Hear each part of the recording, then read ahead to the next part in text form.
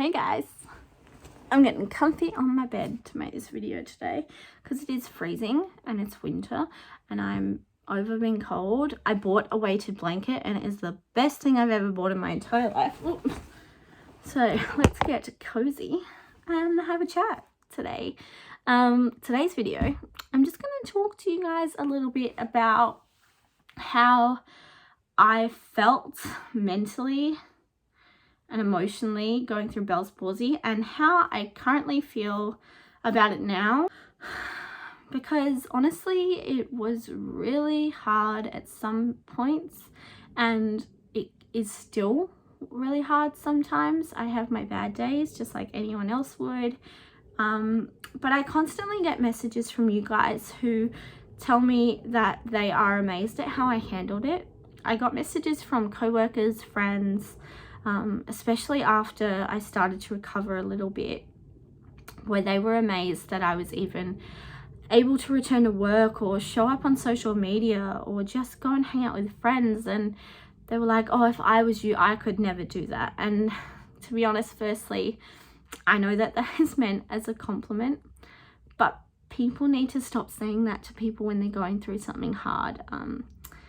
Saying if I was you, I couldn't do that implies to the person that you shouldn't do that, because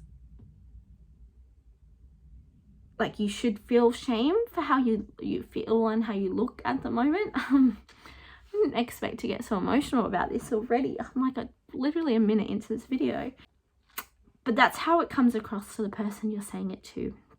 So please, if someone's going through something like I was when I was going through Bell's palsy, saying I couldn't do that if I were you, or you are such an inspiration for doing everyday tasks, like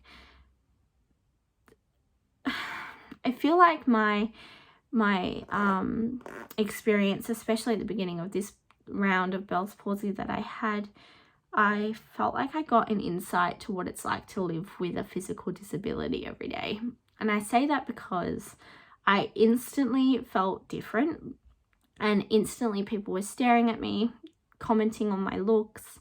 I was treated differently by so many people, and it was honestly like my whole world had changed, and I noticed it straight away. And since talking about my experience, and I have been trying to actively be involved in the disabled community a lot more, and what I mean by that is that I'm trying to become a better ally for people with disabilities because of my experience, but also just because we should. Their discussions around what they have experienced and all of those things were the same as what I was experiencing through this time. And I'm so grateful that I only got a small snippet into that world. But the facts are that there's a lot of people out there that is their entire world and that is their entire experience. And I can't even imagine how exhausting emotionally it must be to deal with all of that all of the time, especially people with facial differences. So some of the things that I had to deal with. So anyways, I've rambled on already, but long story short, if you haven't actually heard my story about me having Bell's palsy, please go click the links down below. I've got an entire playlist of videos about it, but please, if you just watch the first one, you'll get a better understanding of what I had to experience. But yeah, I went back to work after a few days of having Bell's palsy. I was working as a cashier, and I had been working in this supermarket for 6 years at the time, and all the regular customers knew me. My co-workers knew me really well. My co-workers were incredibly supportive, and some of the customers were as well, but instantly I noticed a shift in my perception. Some customers would just not talk to me while I was serving them. I presume they thought that maybe it came across as like they thought that I was like mentally illiterate, like I couldn't speak to them, so like why bother. Other people would quite clearly avoid getting served by me. Other people would get served by me, but then would say, what happened to your face? Or why is your face like that? Or have you been to the dentist? It looks like your face is numb. And every single time I got one of those comments, I said, no, my face is paralyzed and I have an illness. I didn't, you know, just laugh it off or anything. I was like, I have an illness and my face is paralyzed. And when I said that, everyone's demeanor changed, because it was like instantly they were an asshole. But what they didn't get in the moment is that you're an asshole just for asking the question. Like, it's different when a friend asks you, you know, or someone you have a rapport or relationship with. These are people I didn't know, but who knew me, because I had worked there for a long time, but I didn't know them. And they would ask me, what is wrong with me? And it was just like mind-blowing that someone would even, like, I couldn't even fathom why someone would be that rude. Like, I could never have asked someone a question like that. And it blew my mind. But in hindsight, I kind of understand, like, obviously, the mind is a curious thing and you want to know, but come on, like, there's got to be a better way to talk to someone about that. I had some really lovely people that were like, hey, you know, I've seen you over the years and I've noticed that something's happened to you. I don't, you know, and didn't pry, but just were like, I'm sending you my love and thoughts. And that can also probably be construed as offensive by some people and sometimes, and maybe it is a bit inconsiderate in some moments. But for me at the time, those comments meant the world to me. And, you know, I had one instance where a customer literally pointed to my good side of my face, like literally like grabbed my cheek. She didn't even just point, she grabbed my cheek. And she was like, what's wrong with your face? Like literally like this. And I was like, well, firstly, this side is paralyzed, not this side. So there's literally nothing wrong here. And I got so upset. And all I said to her, I was like, nothing. Didn't give her a reason. I didn't tell her anything. I just said nothing. And she looked at me funny and then she left. And I had to take 5 minutes afterwards. I went out the back of the store and had a bit of a cry for a minute. Meanwhile, this was like literally 2 days in maybe of being back at work. And it took a lot of strength for me to go back to work. And the only reason I did go back to work was because I worked casually and I wasn't earning any money if I didn't go back to work. And I also wanted my life to feel like it was normal. But I can't even express to you how difficult it was to act like everything was fine with me, but feel like my whole world was different because every single person treated me differently. And I'm not saying that there wasn't people who treated me nice, of course, like all my friends, my co-workers, they were all wonderful, but they still treated me differently. Some people didn't want to ask how I was going. They didn't want to ask like what I was going through or like what happened, or, you know, like they didn't want to have the conversation, and I totally get that. But it was also weird that no one was asking. Like it was like the elephant in the room, and it was really, really complicated at some points. And of course, internally, I was saying all of the horrible things to myself. You know, what if I don't get better? What if my face is stuck like this forever? I'm so ugly. Did I make this happen? I very much felt like I brought it on through, because there is a link to what I believe, and through my experience of having Bell's palsy, and again, if you go through my other videos, you would have heard this before. I believe that my Bell's palsy this time was probably brought on because I was really, really stressed. So I felt that internally to my core, that because I let myself get so stressed out, I made this happen, and like I deserved it. And I felt like it was the universe punishing me for like putting too much on my plate, which just, it sounds ridiculous, and I know it's irrational, but in the moment that's how I felt, and it felt very real. And I absolutely had those days where I came home and I just cried. Like I felt absolutely so ugly, and while I'm dealing with this, I'm trying just to get through my uni degree. I'm trying to go back to work. My boyfriend is on the other side of the country, worried sick about me, of course, and I'm worried sick about him, and just going through so much but feeling so alone. I naturally isolated myself from people.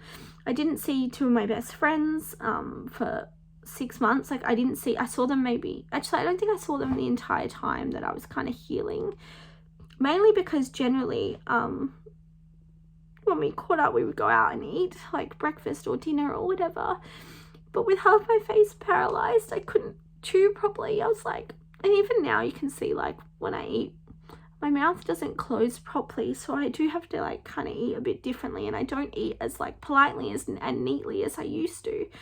But I didn't see my friends for like 6 months because I didn't want to eat in front of anyone. And to be honest, I didn't even realize how much this whole journey affected me until and if you go back and watch it, you can see it in the video where it's called I Spoke with a Palsy Specialist, and I literally just broke down in that video, and all he said to me in that video is I was sitting there talking to this specialist on Zoom, and he goes, I just want to tell you something. And I was like, yep. And he's like, you're beautiful and you have a beautiful smile. And he's like,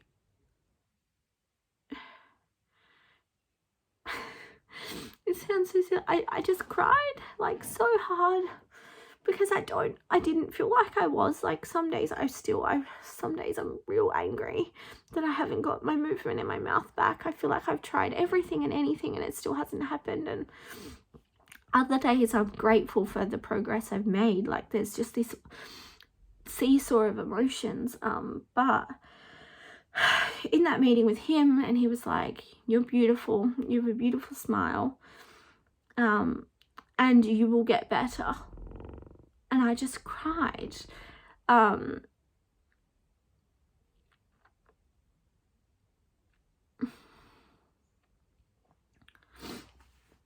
then he just started talking to me about the things that I'd been feeling and thinking, and I didn't have to say anything, you know. He put the words into my mouth and was like, you must be feeling like this, this, this, and this, and the facts were that I was feeling like all of that, but I hadn't vocalized any of it. And throughout the whole journey, I felt like I shared everything on social media. I posted stories every day, talking about my progress, talking about what I was doing to make myself heal and feel better.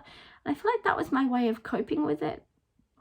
But I also at the time felt like I was being vulnerable and honest, and that was helping people like connect with me.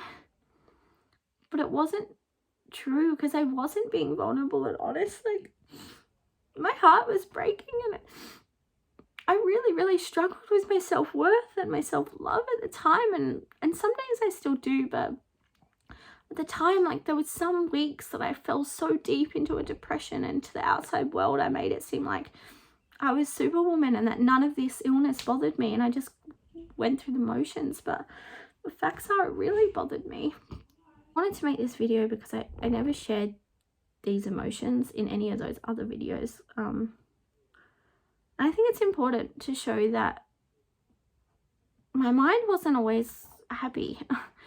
And I had really difficult moments going through this, and I still have them sometimes. And although that I'm a lot better than I was in that first video when I posted physically, you know, like physically a lot better, I still have a long way to go, and that gets me down a lot. And sometimes I hate how I look, like any other girl does, and some days I feel grateful for the movement I have. And I wanted to post this because I get so many questions sent to me after people watching my other videos, and so many of them say, I just don't understand how you stayed so positive, or how do you stay so positive? And the reality is I didn't all the time, and sometimes I was very negative. But in saying that, you can do it. I so believe in the power of your body to heal itself, and how amazing is it that your body is going to do so many wonderful things to heal that face of yours. And I want you to know that you're beautiful and loved and supported. and that all your feelings are valid, and all your emotions are heard by me at least, and that I can relate to you going through this, and it's normal to feel all of those emotions, from hatred to sadness to gratitude. It's normal to feel all of those things, and you're entitled to feel all of those things. I really recommend that you get a journal and write down all of your emotions while you're going through this journey of healing. And please don't isolate yourself from your friends and your family. Please reach out to them, talk to them, ask for help when you need it. I certainly didn't, and there were times I did need it. Thank you for watching. Thank you for supporting me as always. Thank you for being a part of my journey. I hope I can be a part of yours. Yeah. Thank you for being wonderful and supportive, and for all the kind messages I get often. Thank you for being beautiful humans. I'll see you in another video. Bye.